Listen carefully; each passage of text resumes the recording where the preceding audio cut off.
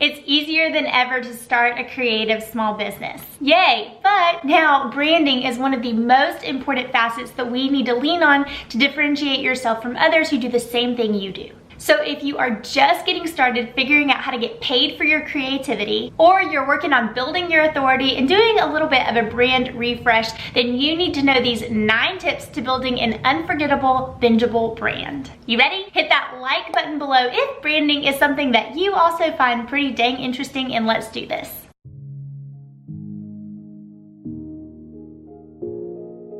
Tip number 1, define a very clear value proposition for your brand. A guy named Rosser Reeves is the one who called this your unique selling proposition back in the day, but essentially we need to figure out what makes you different. So if you look at my business or you've been around for a while, then you've likely heard me talk about some very clear key messaging phrases over and over again. These are my brand promises or unique value propositions. You might have heard me say that I help creative entrepreneurs like you make more money with your words so you can work from a place of more rest, less hustle.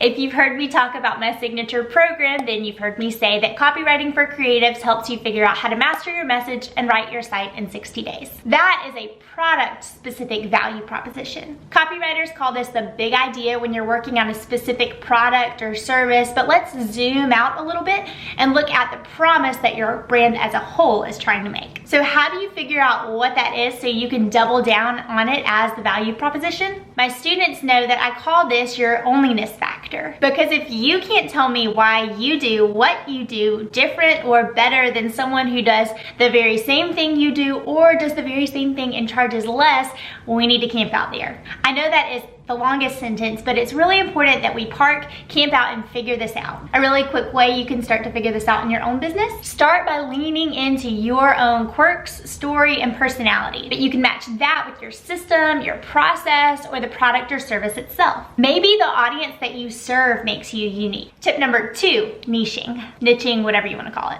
Now, here's the thing. What do you do once you have that big idea or value proposition developed? Once you have this figured out, you want to double down and niche. Put a clear stake in the ground and tell me who you are for and who you are not for. I did a whole video the other week where I talk at length just about niching, both vertically and horizontally. I'll link to that below so you can check it out. It's a video specifically that I made for people that want to start writing businesses, but the niching portion of that video can help anyone with a creative small business.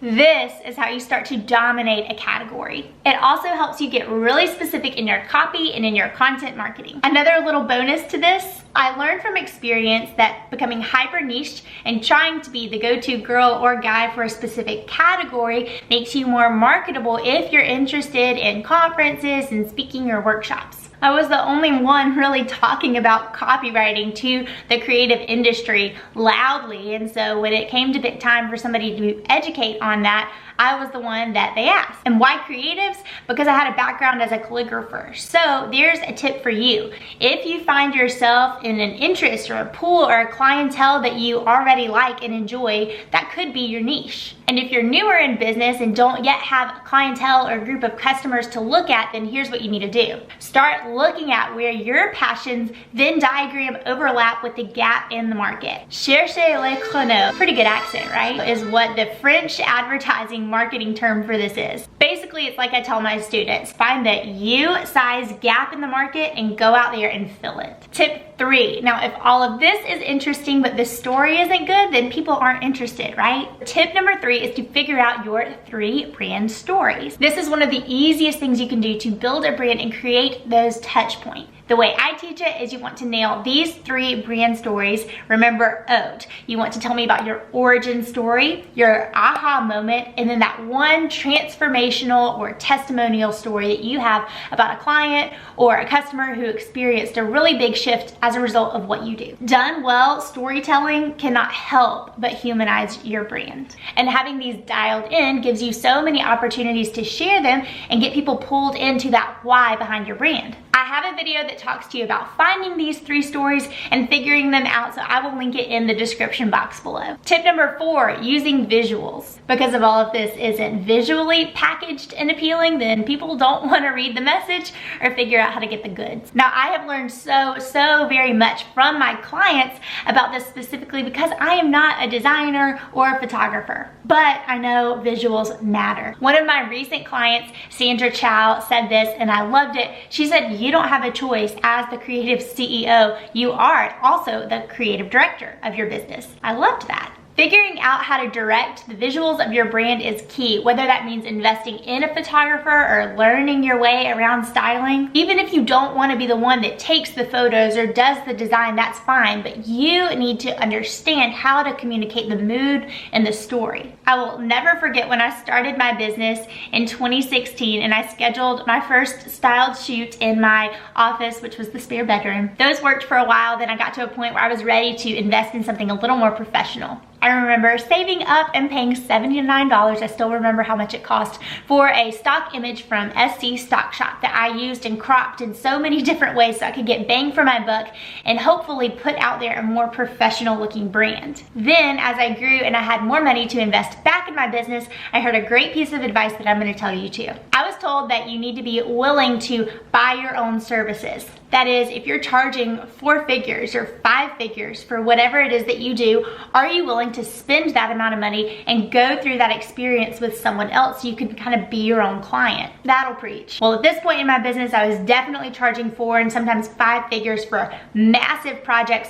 So I decided it was time to invest myself. I found the art creative director I wanted to work with. I saved and saved and saved and finally got to a point where I was able to hire her and go through the process. But it definitely started off very small. Tip number 5. Likewise, when it comes to figuring out a website to house this message, this story, and these brand visuals, I also recommend trying to figure out how to DIY it before you invest. And here's why. Chiefly because good website design isn't cheap, and you really need to have your product, your service, your audience super dialed in before you invest. Trust me on that. Here is a screenshot of my first website. It was built on Squarespace by myself, but because I focused so much on tips 1 through 3 that I've mentioned in this video, I was able to build a very successful multiple 6-figure business with this Squarespace website. Then again, I got to a point where I decided it was time to look the part, it was time to outsource and invest. I think templates can be a great place to start with something like this. Showit is an incredibly easy platform to use and pick up on how to figure out yourself. Plus you can take the bones and kind of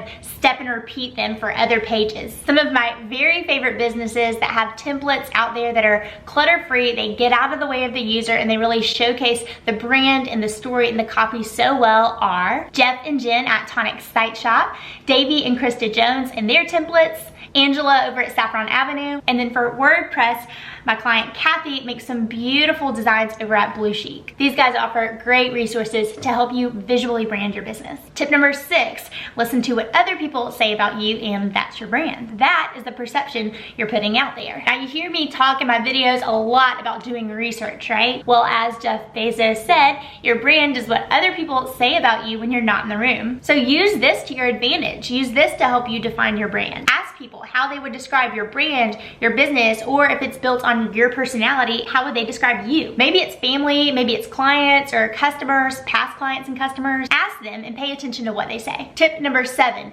build the work to match it. Your work needs to support your brand and your brand needs to support your work. I don't care if you're a calligrapher, a ceramic artist, or you're launching a mastermind. Constantly remind your audience of the work you're doing and you want to do more of. I'm preaching to myself here because I am so bad at promoting my own stuff. But every time I do, I get more inquiries about that thing. My friend and client Abby is so good at this, documenting the creative process as she works through her brand photography project. The takeaway I've learned from her is don't just do the work, but document the process and then show that off to your audience. Tip number 8, add in what I'm gonna call, for lack of a better word, mascot moments. This is a little thing that can make a big difference. Let me explain. I love Emily Lay's simplified brand and products, but I also really enjoy that she has this quiet icon just skillfully woven throughout her brand and her product. pineapples, the icon of Southern hospitality. It's understated, but she's done it in such a way that now when I see pineapples or pineapple earrings, I think of her. I think of that brand. Here's another example. I always loved champagne. Specifically,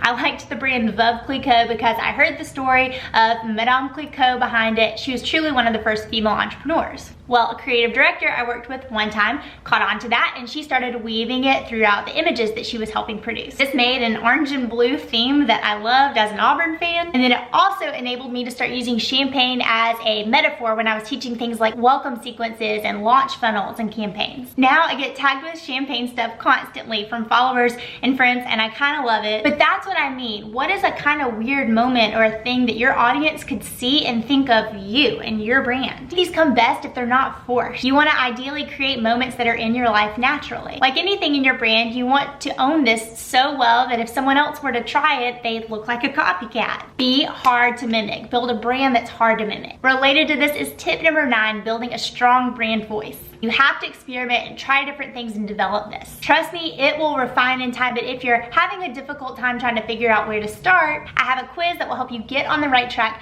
and figure out how your personality correlates with the type of words that you need to be using to market your business. I'll link that below so you can get started with that quiz and get your word bank populated. If this was helpful, then hit that subscribe button below. I drop videos like this each and every Tuesday. A big shout out to Erica, who made my day with a comment recently, and comment below, what did you find helpful in this video? What do you need more of? Keep them coming. I love hearing from y'all. Also, take a screenshot real quick and share this on Instagram stories. Tag me so I can shout you out as well. Now, if you want to see a little bit more about what steps like these can do in terms of sales conversions for your business, then you're gonna wanna watch the next video. I'm taking you behind the scenes of a funnel I wrote that generated $5,200 in 9 weeks. See you there.